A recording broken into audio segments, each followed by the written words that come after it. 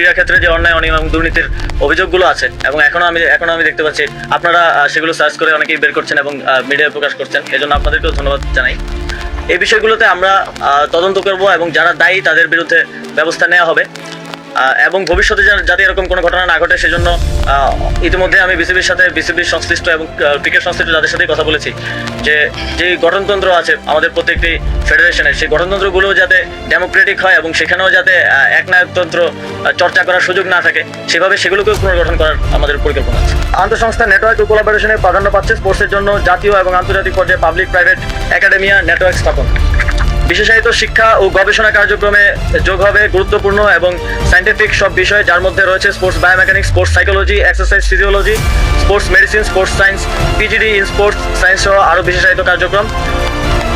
উপরোল্লিখিত বিষয়ে লক্ষ্যে পৌঁছানো সেবার মান নিশ্চিত করা এবং কাঙ্ক্ষিত ফলাফল পেতে বাংলাদেশ স্পোর্টস ইনস্টিটিউটে যুক্ত হবেন দেশ এবং দেশের বাইরের এক্সপার্টগণ। দ্রুততম সময়ে আমাদের এই প্রকল্প বাস্তবায়ন হবে এবং আমরা বিশ্বাস করি এদেশের ক্রীড়াঙ্গনে মানুষের জন্য আশীর্বাদ হয়ে আসবে Bangladesh sports institute center of excellence. টি-20 বিশ্বকাপের ব্যাপারটা হচ্ছে এটা আয়োজন করতে পারা আমাদের জন্য একটা ভালো ল্যান্ডমার্ক হবে, যেহেতু বাংলাদেশ একটা খারাপ সময়, একটা সংকটকাল করছে। আবার একই সাথে যারা আমাদের মেহমান হয়ে আসবেন তাদের নিরাপত্তা নিশ্চিত করাটাও আমাদের দায়িত্ব। তো এই সবকিছু বিবেচনায় এটা তো শুধুমাত্র স্পোর্টস মিনিস্ট্রির মধ্যে আর নেই, এটা স্টেট ম্যাটার। তো ডক্টর মোহাম্মদ ইউনুস স্যার আছেন, আরও আমাদের স্বরাষ্ট্র উপদেষ্টা নতুন নিযুক্ত হয়েছেন। তো সবার সাথে আলোচনার ভিত্তিতে এই বিষয়ে আমরা একটা সিদ্ধান্ত নিব। আইসিসির সাথে আমাদের কমিউনিকেশন চলমান আছে, প্রক্রিয়াধীন আছে, দ্রুতই আপনাদেরকে এই বিষয়ে একটা সিদ্ধান্ত আমরা জানাতে পারবো আশা করি। আর বোর্ডের পরিবর্তনের বিষয়ে আমরা তো প্রথম থেকে বলে আসছি যে আমরা রিফরমেশন করবো সিস্টেমে, ব্যক্তির না।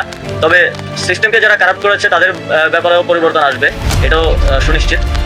তবে আমরা বোর্ডের পরিবর্তনের ক্ষেত্রে মনোযোগ দিচ্ছি বোর্ডের যেই কনস্টিটিউশন আছে, যারা নতুন দায়িত্বে আসবে কিংবা পাবে তাদেরকে সেই কনস্টিটিউশনে সেটাকে আরো ডেমোক্রেটিক করে গড়ে তুলতে হবে এবং পাশাপাশি যে অনিয়ম দুর্নীতিগুলো এতদিন হয়েছে সেগুলো প্রকাশ করতে হবে, যাতে বাংলাদেশ ক্রিকেট বোর্ডকে নতুনভাবে সাজানো যায়। শুধু ক্রিকেট বোর্ড না, বাফু ক্রিকেট সহ অন্যান্য যে ফেডারেশনগুলো আমাদের অধীনে আছে সবার ক্ষেত্রে আমাদের একই পরিকল্পনা। যারা স্পোর্টস মিনিস্ট্রিতে এতদিন ধরে কাজ করে যাচ্ছেন তারা যদি সহযোগিতা করে, তাদের সহযোগিতা আমি পেলে এটা খুব দ্রুতই যে চ্যালেঞ্জগুলো আছে সেগুলো আমরা মোকাবেলা করতে পারবো এবং অন্যান্য সেক্টরের থেকে আমার মনে হয় এখানে কাজ করাটা সহজ হবে এবং আমরা খুব দ্রুতই আপনাদেরকে আমাদের সাফল্য এবং দৃশ্যমান যেই সফলতা সেটা দেখাতে পারবো।